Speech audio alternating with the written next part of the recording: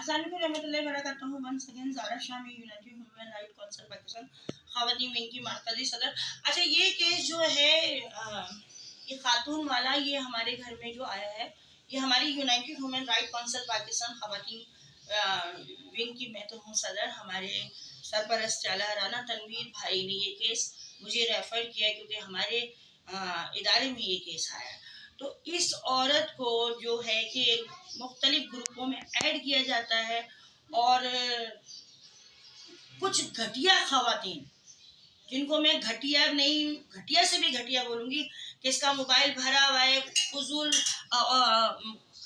दो नंबर औरतें हैं, फजूल वॉइसें करती हैं, इसको टॉर्चर करती हैं, इसको धमकियां लगाई जाती हैं। इसका एक बेटा है और उसको ले करके कि हम तुम्हें ये नुकसान पहुंचा देंगे, वो नुकसान पहुंचा देंगे। तो ये इस चीज़ से खुद भी डर रही है कि मेरा बच्चा है, मैं हूँ, अकेली औरत ज़ात हूँ। तो मैंने इसे कहा से डरने की ज़रूरत नहीं है, अल्लाह इसके साथ है, हम इसके साथ हैं। ये मुल्क पाकिस्तान है, जंगल का कानून नहीं है।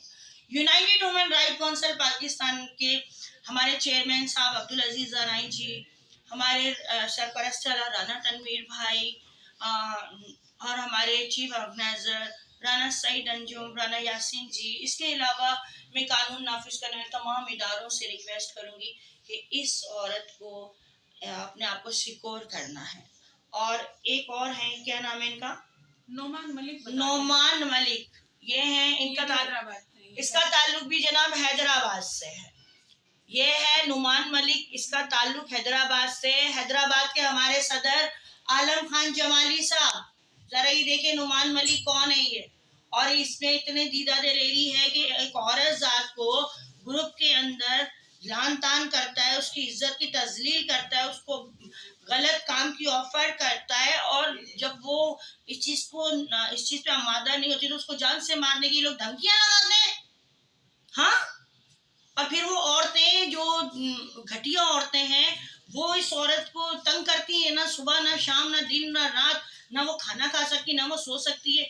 फुजुल मैसेजेस करते हैं इसको, इसका जीना हराम किया हुआ है। तो मैं सख्त मजम्मत करती हूँ ज़ारा शाह कि ऐसे लोगों पे सख्त से सख्त कानूनी कार्रवाई की जाए। इस औरत के टोटल बनते हैं 7.5 लाख रुपए। 2.5 लाख रुपए वो जो बतौरे कर्जा, उसने कहा कि मेरे कुछ जानवर आए हैं, ये लेकर 10 दिन में, 15 दिन में, 20 दिन में बाजी मैं आपको वापस कर दूंगा। ठीक हो गया। 5 लाख रुपए इसने काम में लगाए थे। ये बेवा मजलूम औरत है, इसके पैसे वापस दिलवाए जाएं।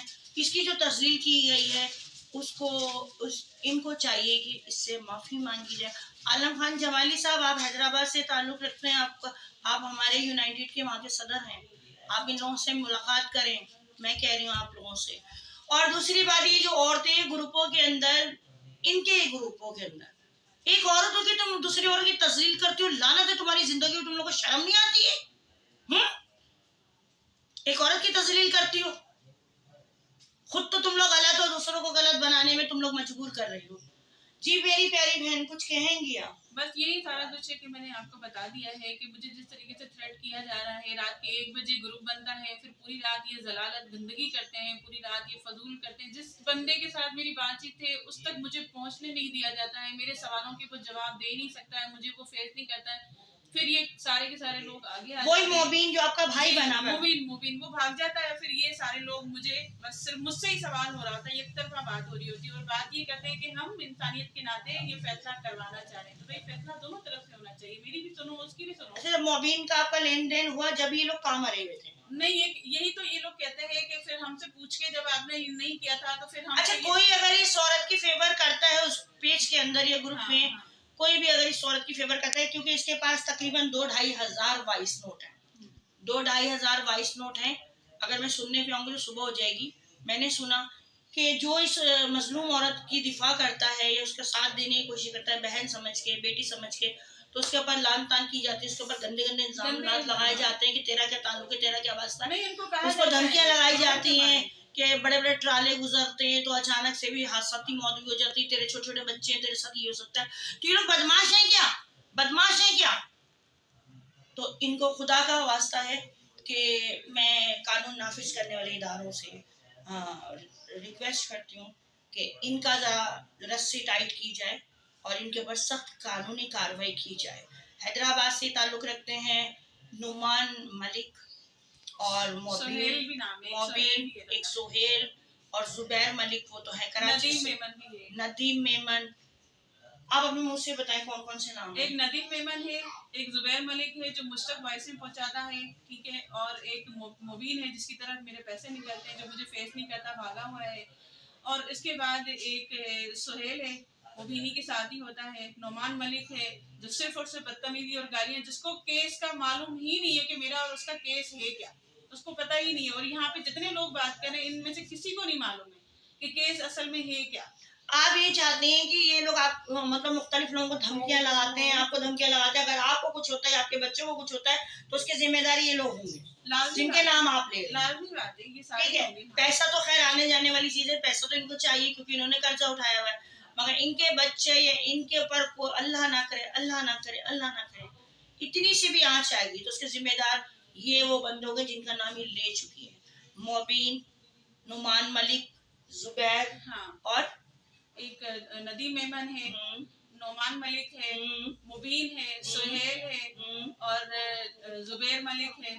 ये 4-5 लोग हैं ये लोग। बाकी हैं बहुत सारे, वैसे इन्होंने खुद नहीं बताया था कि आपको पाशा भी कहीं का नहीं छोड़ेगा, आपको मिसेस सिकंदर भी कहीं का नहीं छोड़ेगी। तो एक शान है, वो भी आपको मिसेस सिकंदर कौन है? बदमाश है? नहीं, बदमाश नहीं है, इनकी मैंने चोरी पकड़वाई थी।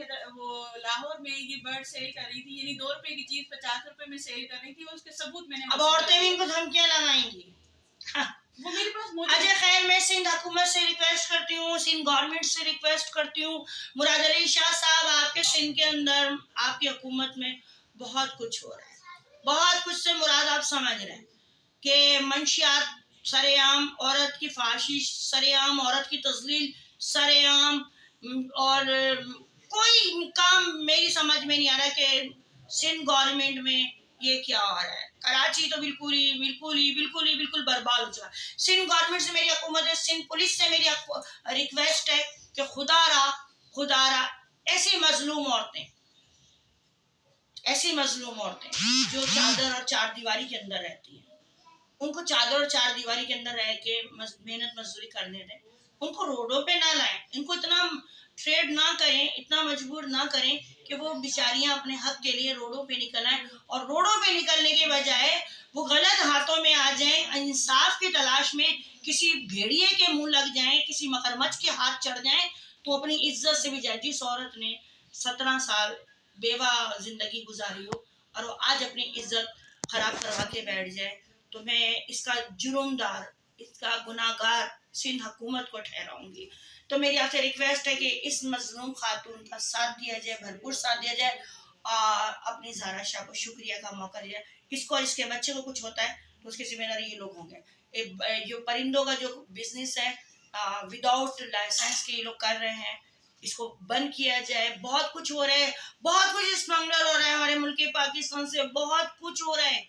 यहाँ तक कि फ्रूट हमारे यहाँ से पाकिस्तान से बाहर इंपोर्ट एक्सपोर्ट होते हैं, हमारे यहाँ से जानवर जाते हैं, हमारे यहाँ से परिंदे जाते हैं, हमारे यहाँ से क्या छोड़ा है इन लोगों ने। मुल्क पाकिस्तान में एक मिट्टी रह गई है, वो भी किसी टाइम इंपोर्ट एक्सपोर्ट हो जाएगी। तो अपना बहुत ख्याल रखिएगा, दुआ में याद रखिएगा। आपकी अपनी ज़ारा शाह जी। अस्सलाम वालेकुम रहमतुल्लाहि।